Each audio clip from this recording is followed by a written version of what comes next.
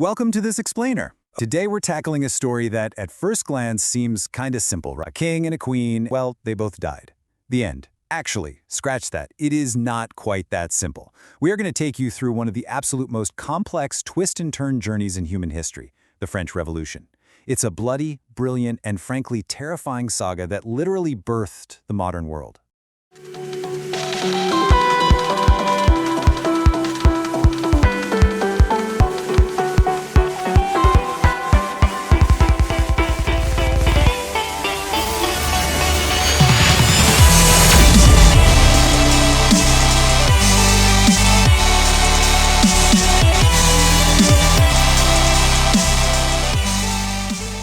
Here's our roadmap for today. We'll start with the three estates, move into the Age of Enlightenment, and look at bread, debt, and royals. Then we'll see how the revolution ignites, descend into the Reign of Terror, finally wrap things up with its enduring global legacy. Let's dive right in. Section 1. The Three Estates, a very strict social hierarchy. To really understand why this revolution happened, we've got to rewind to the 1600s. Society back then was locked into this incredibly rigid hierarchy, all justified by the doctrine of divine, the belief that rulers were handpicked by God. France was basically divided up into three distinct classes, or estates. A staggering 98% of the population, the third estate, were peasants and commoners. Just 1% were the nobility, the second estate. The final 1% were the clergy, the first estate. Just think about that math for a second. A tiny, elite 2% sat at the very top, while 98% of the people bore the crushing weight of the entire society. How exactly did they bear that weight? Through taxes, crushing, inescapable taxes. The 98% were forced to pay the tithe, which was a 10% agricultural tax paid directly to the clergy. On top of that, they had to pay the taille, a direct land tax paid to the nobility. So, the poorest citizens paid almost everything, while the elite 2% who ruled over them paid practically nothing at all. Section 2. The Age of Enlightenment, an intellectual awakening. For literal thousands of years, that divine right of kings just went unchallenged. Then, an intellectual awakening happened. Scientists like Galileo started observing the cosmos, proving the Earth actually revolved around the sun. This totally challenged traditional religious texts and sparked deism, an ideology encouraging people to actually use reason. Philosophical ideas became the true weapons of this era.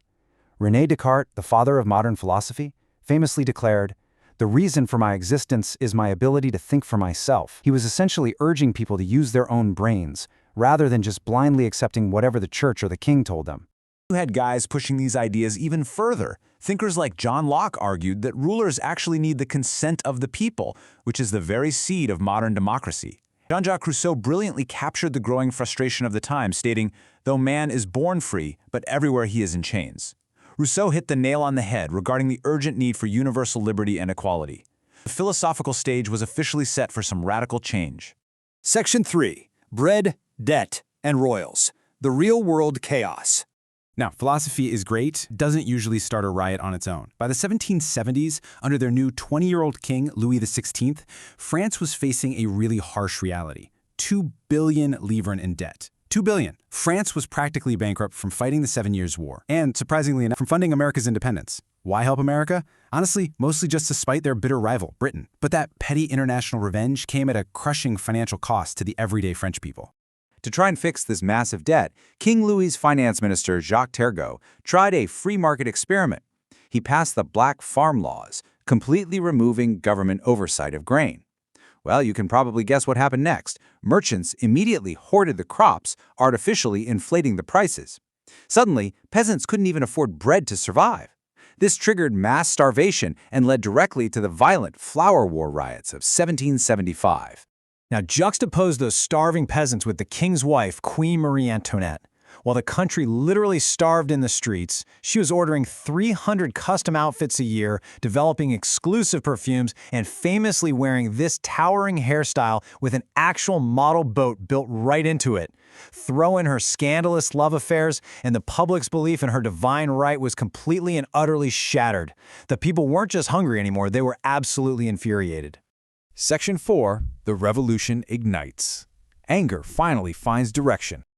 Okay, so it's 1789. The country is broke, the people are starving. A totally desperate King Louis is forced to summon the Estate Generals, which is a national advisory parliament for the first time in 175 years. But the whole thing completely backfires. The voting was heavily rigged so the 2% elite always outvoted the 98% commoners. When the commoners of the Third Estate demanded individual votes, King Louis literally locked them out of the meeting hall. Enraged, they just marched down to a nearby indoor tennis court, took the famous tennis court oath, and boldly declared themselves an independent national assembly. They were going to draft a new, equal constitution themselves. I want to pause our rapid historical timeline for just a second here, because I've got a question for you. Where did the political terms left-wing and right-wing actually come from? We use these phrases constantly in today's political discourse all over the world, but their exact origin is tied directly to this very moment in the French Revolution. Check this out. When the newly recognized National Assembly finally sat down in their hall, they naturally divided themselves based on their views. On the left side of the room sat the commoners of the Third Estate, actively advocating for liberty, equality, and fraternity. On the right side sat the clergy and nobility of the First and Second Estates, advocating for monarchy, traditionalism, and conservatism. Quite literally, the physical seating arrangement in this one room gave birth to the concepts of left-wing and right-wing politics. How wild is that? From there, the momentum was just explosive. Let's look at the timeline for 1789. On July 14th, peasants stormed the Bastille fort to seize weapons, which was the first true spark of violent uprising. By August 26th, the Assembly adopted the Declaration of the Rights of Man, and in October, still angry over the ridiculously high price of bread, thousands of women marched 13 kilometers to the Palace of Versailles, physically forcing the king and queen to accept their new constitutional terms. Section 5. The Reign of Terror, a republic born in blood. So the people had seemingly won, right? Well, in 1792, monarchy was completely abolished and France officially became a republic. But this new republic was born in blood. King Louis XVI and Marie Antoinette were put on trial and executed using the era's terrifying new instrument of death, the guillotine. This brutal execution marked a really dark turning point. The revolutionaries who had just fought side by side for liberty were about to turn their deadly focus on each other. The new republic fell into this deep paranoia about being invaded by neighboring monarchies who wanted to crush the revolution. A radical Jacobin leader named Maximilien Robespierre ruthlessly took control. He began executing anyone even suspected of being a royalist sympathizer. We're talking thousands of people killed without a single shred of proof, based on mere suspicion. It's a tragic paradox, really. The noble ideals of liberty and equality were completely corrupted by paranoia and senseless bloodshed, until Robespierre himself was eventually sent to the exact same guillotine. Section 6. An enduring global legacy. Let's resolve this paradox. This chaos and bloodshed completely tore France apart until 1799, when General Napoleon Bonaparte took control as a dictator. So, looking at all of this, we have to ask the ultimate question. Did the French Revolution fail? Well, in the short term, you could easily argue yes. It led to massive bloodshed and ended in a dictatorship. But look at the long-term success. Napoleon's secular rule actually codified a lot of those revolutionary ideas, allowing them to spread. Irrevocably, the French Revolution planted the seeds for the global spread of democracy, secularism, and human rights. And to really understand how far those seeds grew, we have to look far beyond Europe. The exact ideals of the French Revolution, liberty, equality, and fraternity, echoed across the globe and through the centuries. They inspired figures like Dr. B.R. Ambedkar and were directly woven into the preamble of the Indian Constitution. The dream of a society without a strict, unchangeable hierarchy became a totally global pursuit. However, the world also learned from France's darkest mistakes.